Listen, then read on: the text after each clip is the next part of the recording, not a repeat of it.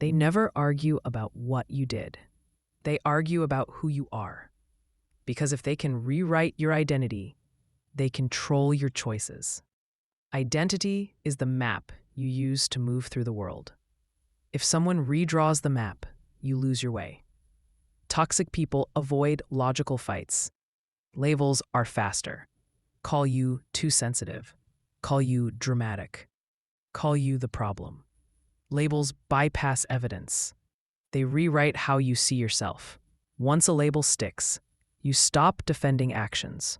You defend the label. So the first rule, challenge the label, not the argument. But they don't begin with labels. They start earlier by softening your defenses. Small comments, casual dismissals. You're overreacting. You take things too seriously.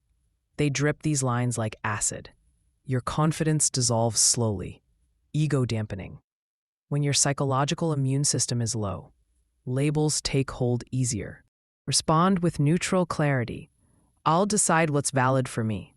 Short, cold, unrewarding. Confidence weak, labels ready. Now they move into your past. You always do this. You've always been unreliable. They impose a history that fits their story. Memory imposition is powerful because you trust your past. If they can change how you remember, they can change the present. Keep records, notes, screenshots, dates, facts. Make your own timeline.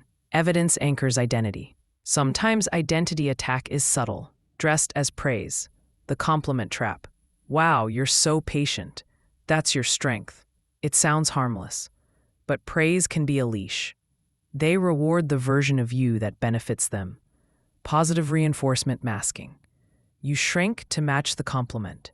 You stop correcting boundary violations because you were so patient. Translate praise into permission. Ask, do you mean I should keep quiet when this happens? If yes, reject the compliment as a role assignment. Once they own your behavior, they weaponize the identity itself. Identity weaponization. You said you were trying to change, then why did you do that? They create a role, then punish you for deviating from it. It's a setup with 2 steps. Assign identity, punish deviation. You feel guilty for not being their version of you. Refuse the contract. Say, I didn't agree to be that person. Make your boundaries transactional and recorded. Why do they bother? Because identity is control, plain and simple. Segment 6, power, predictability, profit. If they define you, they can predict you. Predictability equals control. Control equals leverage. Leverage is power. Power can be used, sold, or weaponized. Identity attacks aren't accidental. They're efficient. Be unpredictable in healthy ways. Act from context, not from expectation. Create private rules for your behavior based on values, not labels. This all builds slowly. Little cuts, little silences, little praise, little lies. Segment 7, cumulative ego drain. Identity erosion is not dramatic. It's 1,000 small reductions. A phrase here, a compliment there, a denial of your memory next week. Over months, it becomes you. You wake up and don't recognize your reactions.